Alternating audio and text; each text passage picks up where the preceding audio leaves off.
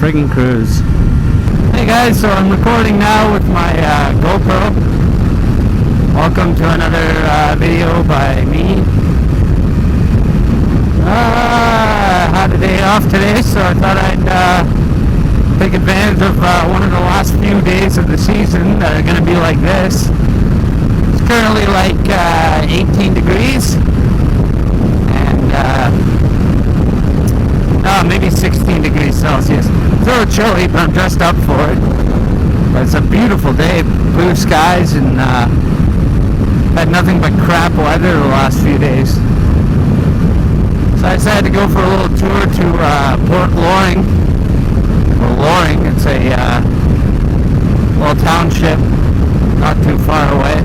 It's a nice ride. It's this part of the ride is actually quite boring, but up ahead is some nice twisties. So I've officially have my M2. I'm legal to drive at night, and I'm legal to drive with a passenger, which is awesome. Having an M1 kind of sucked. It was nice because I was on a bike, but very limited on what you can do with an M1. And certain highways I couldn't even go on. There was like a good handful of major highways that linked to me. Like I couldn't go down to Toronto, which is about 300 kilometers away from where I live, because I couldn't go on a 400 series highway, but now I can. So yeah, I've done a couple little upgrades to the bike, not big, just little bullshit things. I got a Fender Eliminator kit. It's on the bike right now. I will stop and show you guys at some point. I know there's a nice rest area just up ahead, so I'll stop there and give you a little tour. I also bought a Axiom. Wait, I don't remember. Axle.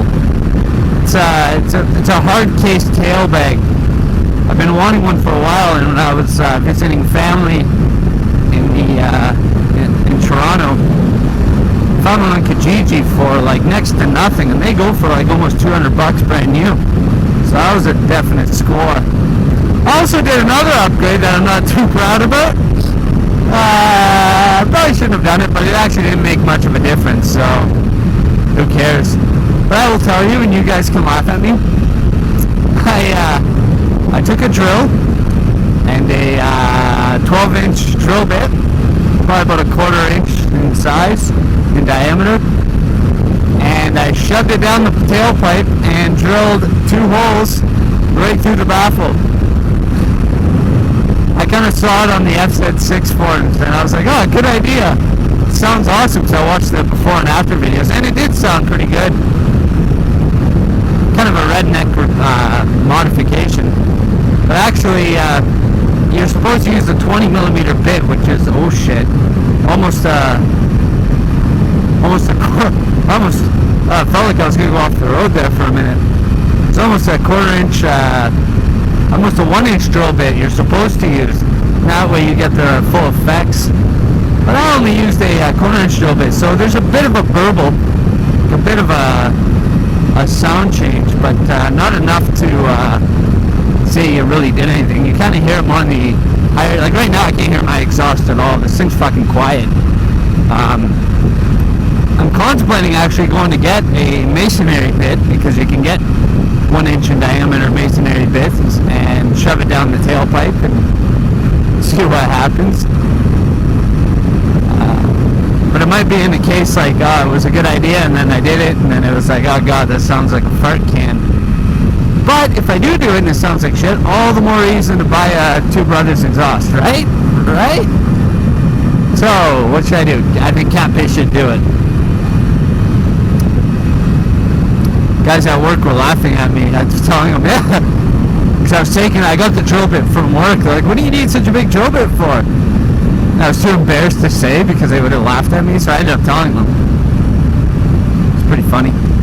Oh, bumpy. Whee! Hope the GoPro is picking up a lot of this footage. Ah, there we go.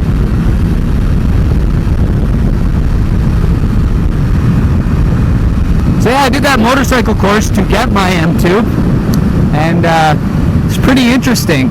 I was the only one who owned a motorcycle and had ridden a motorcycle out of all the people taking the course. The only criteria needed to do that course is just to have an M1, and they teach you as if you've never sat on a motorcycle in your life. It was pretty interesting. It's scary the amount of goofballs they allow out on the road, because if it was me signing the licenses and passing or failing, I would have failed half that class. There was one guy that was like, must have been like 75. Oh, ooh, airplanes, horny pants. Anyway, there was one guy who was like 75 years old. Him and his son were taking the course, and between the two of them, they had a Harley. They didn't ride it, they were just saying that they had it. I guess they got it given to them, or they acquired this Harley. And so when they got it, basically you had a choice of different types of motorcycles. They had CBR 125s, Suzuki Murano 125s. They had a couple Honda Titans, which are not available in North America. They got them from Europe. And they had a bunch of Yamaha 125 4-stroke dirt bikes. And I took the dirt bike because I was being nice and let people decide what they want. I just took the leftover. So there was 3 dirt bikes left over. I hopped on one. So yeah, it sucked. It was 35 degrees on the Saturday, and you had to be in full gear, like jacket, pants, boots, gloves, and helmet. And you had to push all the other people, like you took turns pushing people on their bikes. It was fucking hot. It was terrible. But and then the Sunday, it rained all day. So this old man could barely get his bike into first gear and ride it. He could barely even like balance the motorcycle. And mind you, these are 125s. Like they weigh like 100 pounds, right? They're the lightest things in the world. The easiest. They're like riding a scooter. So it was dangerous. Him on the 125. I couldn't even imagine him swinging a leg over a Harley. Like that would just be suicide. So he did drop the bike. We were doing the high-speed slaloms, and he put his foot down and caught his foot, and his foot kind of went over his back tire, and he didn't hurt himself, thank God. But yeah, I thought they were just gonna fail him then.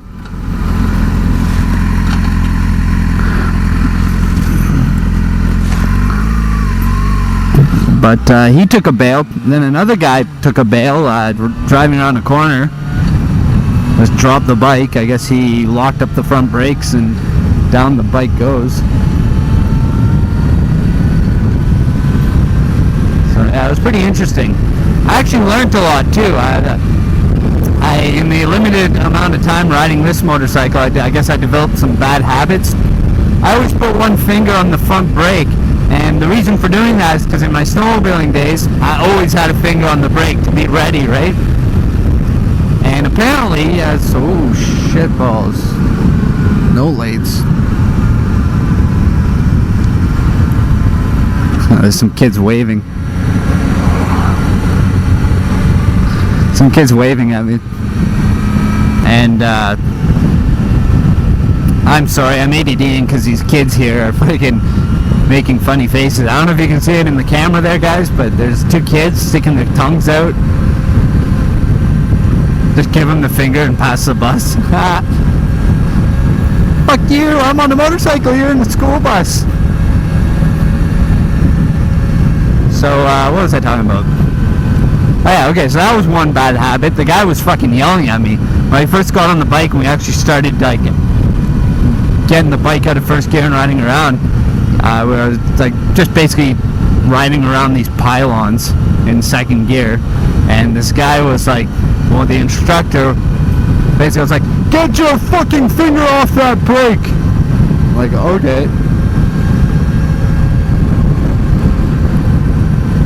So, yeah, that was kind of ridiculous. I guess their logic is if you startle or something happens and you just accidentally jam up on the front brake. So that was one. Another thing that I was doing bad was apparently my feet were too far back on the pegs. Like my heel was on the peg almost. So I'd be hovering the controls again, which is also a bad thing. So I find myself riding now like they taught me.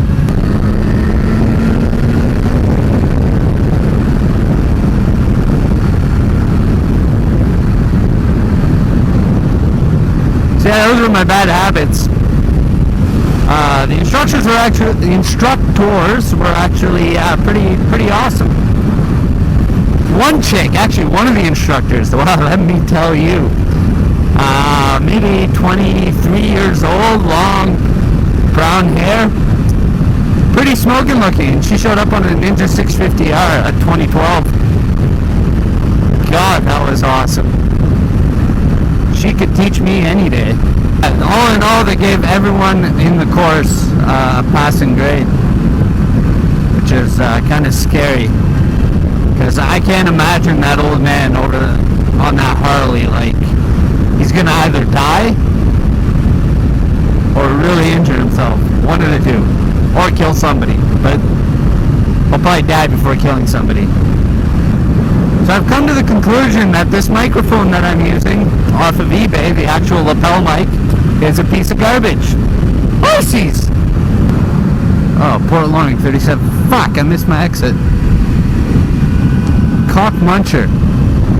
Gotta go down that way. God damn it.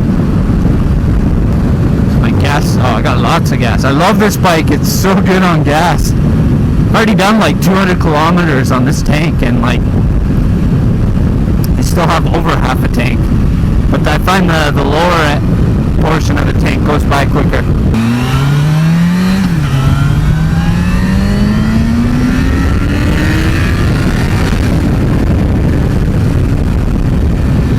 A bit of a sound difference. Yeah, a little bit louder, I think. I'll have to review the footage. Little river. Wooden plank little bridge here. It's pretty sweet.